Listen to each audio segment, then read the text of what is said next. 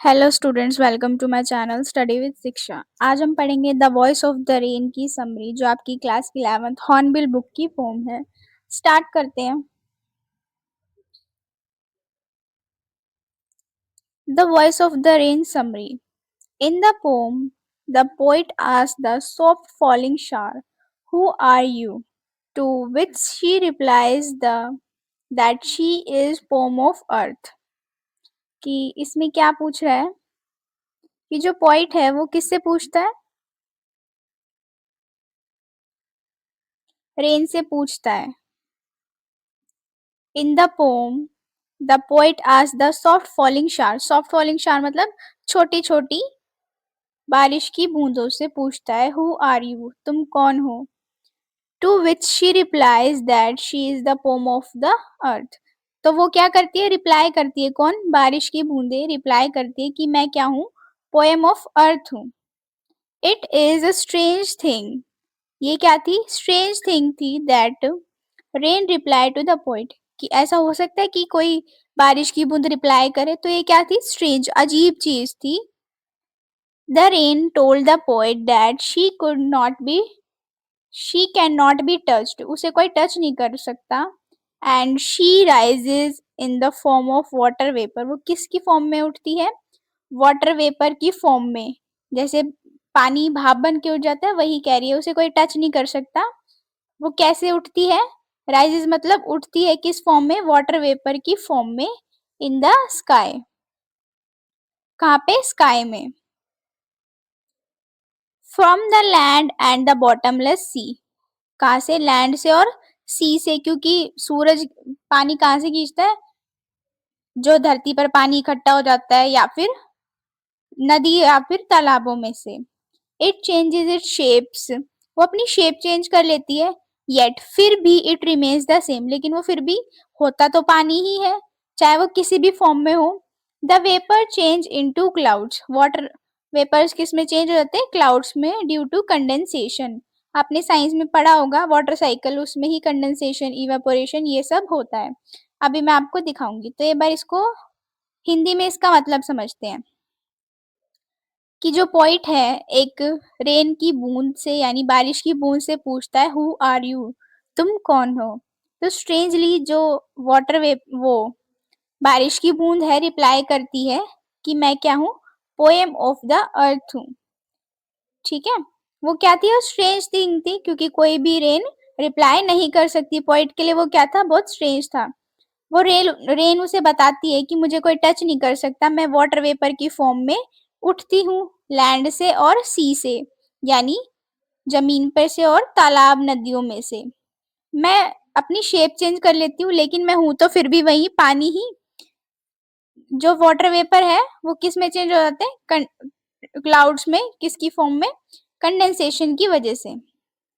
एक बार ये water cycle देखते हैं कि कंडेंसेशन होता क्या है, और रेन की बात को समझते हैं कि कैसे वो बता रही है कि मैं सेम रहती हूँ।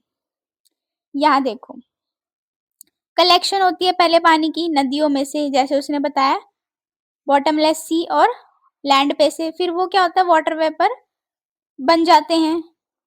इवेपोरेशन होती है, ये क्या होता है? वाटर वेपर बने। फिर क्या हुआ? ये क्लाउड बने। ये क्या होता है? और कंडेंसेशन। क्लाउड बनते हैं, कंडेंसेशन। फिर क्या होती है? इन्हीं क्लाउड्स की वजह से क्या होती है? प्रेसिपिटेशन, यानी बारिश होती है। यानी मैं हूं तो क्या? पानी ही, कि चाहे किसी भी फॉर्म में हूं। और वो क्या है? पानी दोबारा अपनी ही जगह पे आ जाता है, नदी नालों तालाबों में, और धरती पर भी। तो ये वाटर साइकिल हमेशा ऐसे चलती ही रहती है, ये कह रही है वो। यहाँ पे क्या कहती है फिर वाटर, वो रेन ड्रॉप?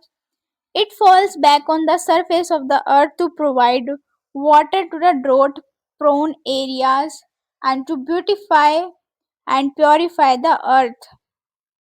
यहाँ वो क्या कह रही है? मैं गिरती हूँ। It falls back on the surface of earth, यानी मैं वापस सरफेस पे आती हूँ अर्थ के। बारिश होती है ना फिर से तला उस पे बादलों से। To provide water to drought मतलब सूखे जगहों को। And beautify and purify the earth. मैं क्या करती हूँ? ब्यूटीफुल करती हूँ अर्थ को और प्योरीफाई करती हूँ। कैसे? क्योंकि अगर पानी जाएगा किसमें? पेड़ पौधों में, जब भी तो अर्थ सुंदर लगती है बारिश के दिनों में। It provides life to the seeds, ये क्या करती है? प्रोवाइड करती है लाइफ, यानी नया जीवन देती है किसको? सीड्स को। Inside the earth and help them grow, जो कहाँ होते हैं? धरती के अंदर होते हैं, ताकि वो उग सके। The rain doesn't care of any one bothers about her deeds और नॉट, उसे किसी की केयर नहीं है कि कोई उसके काम, डीड्स क्या होता है? काम, कि किसी को उसके काम की परवाह है या नहीं है। She completes her work and come back home, वो अपना काम पूरा करती है और वापस घर आ जाती है, यानी वो वाटर साइकिल। कैसे वाटर साइकिल? देखो, इवापोरेशन हुई, इवापोरेशन हुई पहले, फिर कंडेंसेशन हुई, फिर वो बारिश हुई, फिर वो पानी बना, तो ये क्या हमेशा अपना काम करती ही रहती है और वापस अपने बर्थ प्लेस पे आ जाती है, ये कह रही है वो। उसे किसी की परवाह नहीं है, वो अपना काम कंप्लीट करके वापस घर आ जाती है। The poet also compares the rain with a song, poet भी क्या कर रहा है? रेन को कंपेयर कर रहा है सॉन्ग से। They both share a common journey, वो क्या करते हैं? कॉमन जर्नी शेयर करते हैं। The song originates from the heart of a singer, song कहाँ से निकलता है? एक सिंगर के दिल में से निकलता है।